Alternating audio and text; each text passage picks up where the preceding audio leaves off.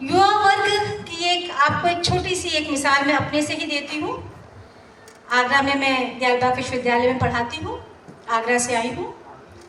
और बहुत सारे कार्यक्रम को ऑर्गेनाइज करती हूँ एज ए ऑर्गेनाइज़र, साहित्यिक और सामाजिक सांस्कृतिक। तो जब कार्यक्रम को दोस्तों स्वरूप प्रदान करते हैं बहुत समय लगता है। आज जैसे गौरव जी ने बहुत सुंदर कार्यक्रम आयोजित किया और एक आयोजक ही समझ सकता है कि कितने महीनों की मशक्कत के बाद एक कार्यक्रम अपना स्वरूप ग्रहण करता है। तो इन कार्यक्रमों में जब मैं बहुत प्रांजल हिंदी में बोलती हूँ और उसमें से मोस्टली यूथ बैठा होता है, तो उसमें से 100 में से कोई 30-35 बच्चे अगर आपके पास आके या यूथ अगर आपके पास पूछे और कहे आपका भाषा पे अधिकार बहुत अच्छा है, बहुत सुंदर बोला मैम, बड़ा अच्छा लगा और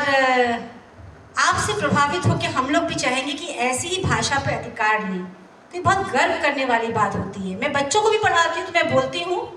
मैं कम्युनिकेशन टेक्निक्स पढ़ाती हूँ, कम्युनिकेशन स्किल्स पढ़ाती हूँ, तो मैं उन बच्चों को बोलती हूँ बेटा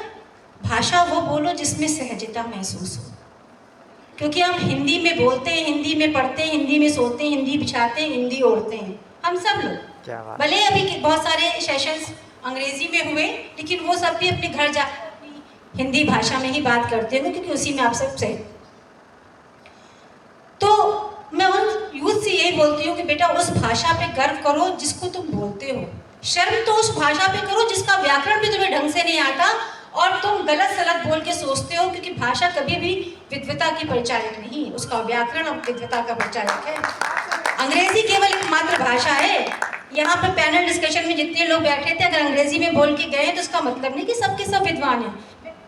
ऐसा नहीं कि मैं उनको कुछ कह रही हूँ, एक उदाहरण आपको दे रही हूँ, उदाहरण के बतौर समझा रही हूँ। केवल भाषा केवल आपके एक भाषा आपने तमिल सीख ली, तेलुगु सीख ली, अगर उसकी लिपि आ गई तब तो आप विद्वान हैं, तब तो आप तमिल के जानकार हैं, तेलुगु के जानकार हैं, बांग्ला के जानकार हैं। और अंग्रेजी भाषा आने से, अंग्रेजी बोलने से या तमाम लटकों झटकों के साथ बोलने से क्या आप कहीं विद्वान हो जाएंगे? कभी नहीं होंगे। तो अपनी भाषा पे गर्व करिए, कितनी समृद्ध विरासत आपके सामने है और युवा इस पे गर्व करता है। युवा इस पे इसलिए गर्व करता है, तमाम शहरों में जाती हूँ, वहाँ पे मेरे सेशंस होते हैं, सत्र होते हैं, उनमें वो जब वो यूथ पार्टिसिपेट करता है और उस भाषा पे आपके बोलने पर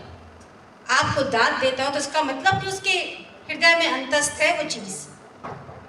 तो बिल्कुल यूथ लिख भी हिंदी में रहा है और उसके लिए सोशल मीडिया बहुत जिम्मेदार है, एक बहुत महती जिम्मेदारी की भूमिका का निर्वहन कर रहा है सोशल मीडिया,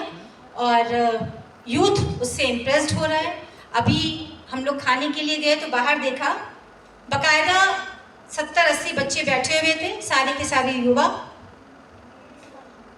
25-26 साल तक के वो बच्चे होंगे, और कोई कवि थे और बड़ी अच्छी काव्य पाठ कर रहे थे, ओपन माइक था वहाँ पर, और सब बड़ी तसल्ली के साथ इस भरी धूप में भी सुन रहे थे उनको। तो ये हिंदी का ही आप समझ लीजिए गौरव है, यशगान है, उस पर गर्व है कि वो हिंदी को सुन रहे थे और हिंदी को ही